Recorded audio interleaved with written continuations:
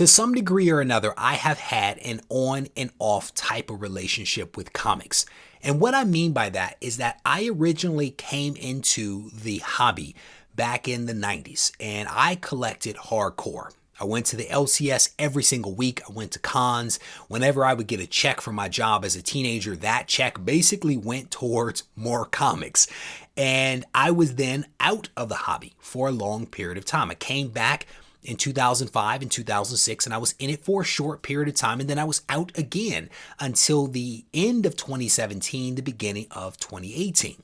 And I've been back in it consistently since that time period, and I am thoroughly enjoying myself. And I can tell you for a fact that a lot has changed about how I collect comics. Historically, I always had a bin that was set off to the side. And in this bin, I would put into it those comics that I did not necessarily care about. Maybe someone gave the comic to me. Maybe I traded someone for the comic. Maybe it was a lower grade comic. That is where I put those books, because here's the thing. Back when I didn't have a lot of money as a teenager, I couldn't afford bags and boards for everything. So a lot of comics that were in that bin were not even bagged and boarded. One of the major lessons that I have learned is that no comic book should be treated that way. No comic book should be treated like trash, because today's trash just might be tomorrow's treasure. And so in this video, what I'm going to do is offer 5 reasons why I don't treat any comic like trash. Before we get to the 5 tips, I want to take a moment to acknowledge the sponsor of this video, Shortboxed. The easiest and safest way to buy and sell graded comic books that you are going to find out there. I've actually been using this app consistently since it was in beta testing, and I have had 0 issues using it to pick up some really awesome books. So I definitely want to encourage you, after this video wraps up, to click on the link in the description, head over to Shortboxed, download the app, and let me know what you think. With that said, let's get to the tips. The very first tip is to be aware of retconning. And retconning is essentially where a writer, a creator, an editor will rewrite history in order to tell a different story moving forward. And because of retcons, you could have a comic or even a story arc that was completely irrelevant and not something that people wanted to pay attention to. It could suddenly make that book or that story arc very relevant moving forward. And retconning is actually pretty common.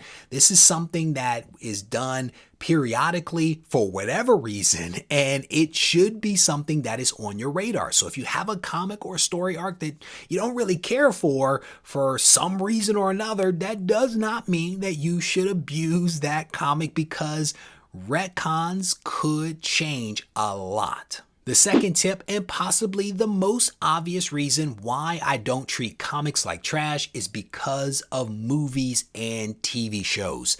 The impact of movies and TV shows on the value of comics is undeniable.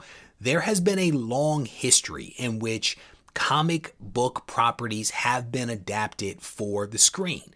But it's only been the last 10 years or so that adaptation to a movie or TV show has had a dramatic impact on the value of comics. And so for that reason, older comics that don't have much value are still books that you want to take care of. And as I continue to go through the 100K collection, I am finding a lot of books from the 80s and even from the 90s that have been turned into movies or TV shows previously that I am still setting to the side, because you never know what might be introduced on one of these streaming platforms. And I can tell you, and you probably know this, the streaming platforms are fighting it out for dominance. Amazon, Netflix, Hulu, the Disney Plus streaming service, they are all trying to vie for subscriptions and eyeballs. And for that reason, they are digging deep. They are digging deep into IP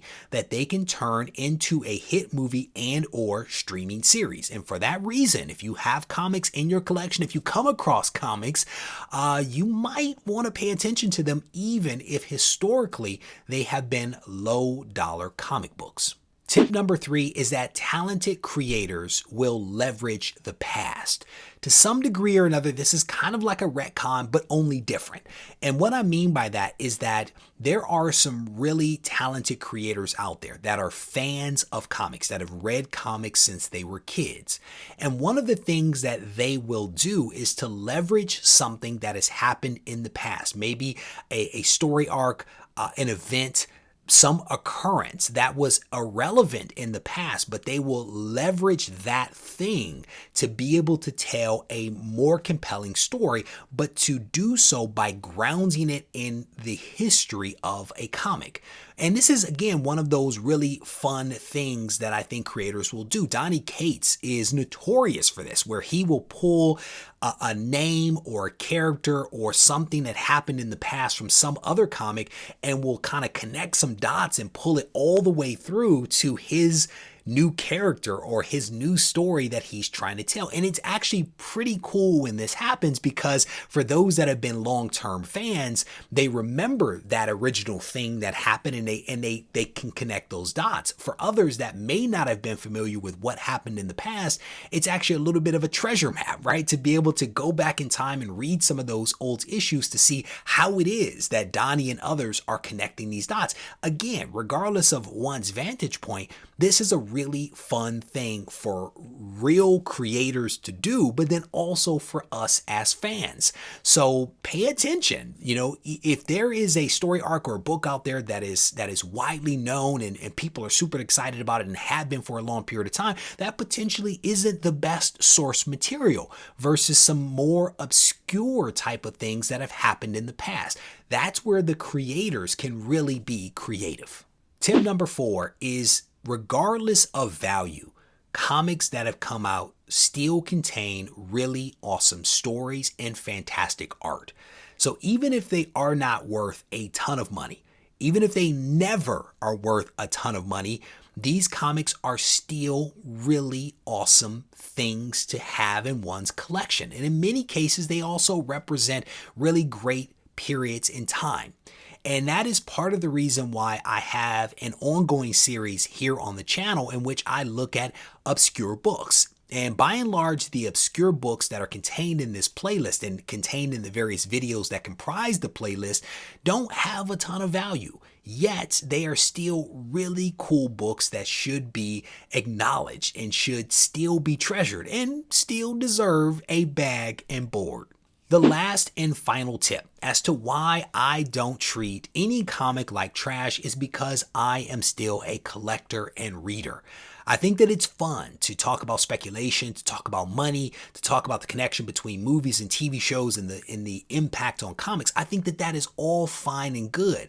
But at the end of the day, I am still a person that buys comics and reads comics for the escapism that comes with it. I enjoy the story and the art, but I also enjoy the bagging, the boarding, the organizing, the sorting, the cataloging. All of that stuff to me is what makes this hobby really, really special, not just the dollars and cents. So collectors collect, and that's why we don't treat any comic book like trash.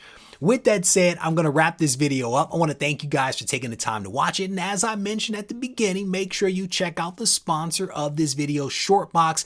It is a wonderful app that I refer to often anytime some money is burning a hole in my pocket.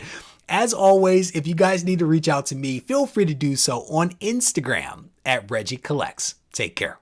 And before I let you go, I want to encourage you to go ahead and comment on this video. The reason being that my friends over at Shortbox are giving away a $100 credit randomly to one person that comments something substantive on this video. We will be pulling that name and announcing the winner at an upcoming Comics Today show, which takes place on Wednesday at 7 p.m. Eastern Standard Time. I will also mention here that the winner has to be in North America because that's essentially where the app is available and accessible to people. So I wanted to make sure that I made mention of that caveat.